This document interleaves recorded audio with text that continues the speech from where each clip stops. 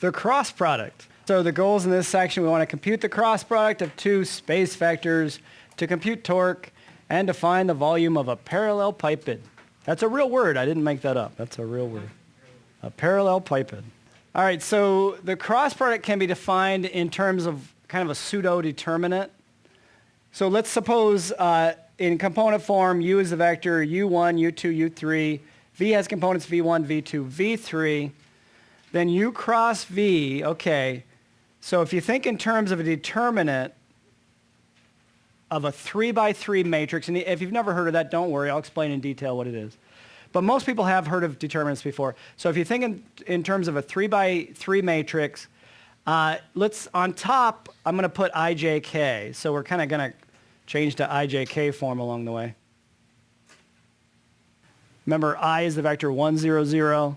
J is the vector 0, 1, 0. K is the vector 0, 0, 1. So it's not a real determinant because those aren't numbers, those are vectors, right? But that's the first row of your matrix. And then the second row is going to be the components of U, so U1, U2, U3. The third row would be the components of V, V1, V2, V3. So what does the pseudo-determinant look like? Well, if you've never seen a determinant before, this isn't going to help you very much. So let me write out what this means in terms of more determinants, right? To help you even less. No, it'll make sense. It'll make sense by the time we're through. Do you guys know what a 2x2 determinant is? So if I wanted to take the determinant of 2, 3, 4, 5, we use vertical bars to indicate determinant. Then what do I do? Anybody remember? 2 times 5, right? Minus, by definition, the minus is there. 3 times 4. So 2 times 5 minus, by definition, 3 times 4, or 10 minus 12, or negative 2. That's a 2x2 determinant, right?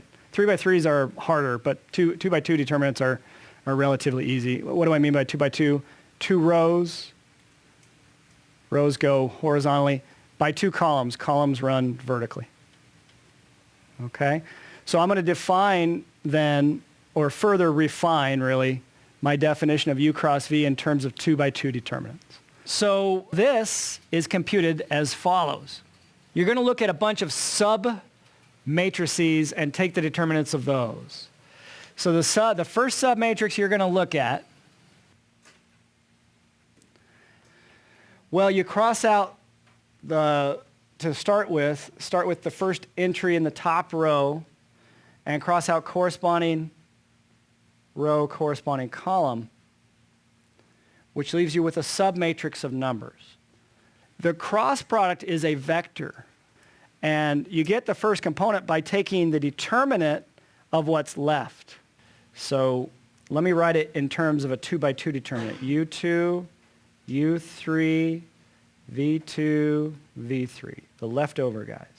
And then that's going to be your first component. So you could either, if you write with alligator brackets, that would be your first component with a comma after it.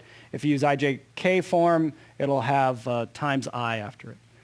By definition, there's a minus there if you remember the definition of determinant. And then if you're expanding about the first row, you go over to the next entry, which is J, cross out corresponding row, corresponding column. The uncrossed out stuff leaves you with your submatrix, and that's going to help you get your second component. So it's the determinant of U1, U3, V1, V3 times negative 1 out in front. That's going to be your second component, your J component. And then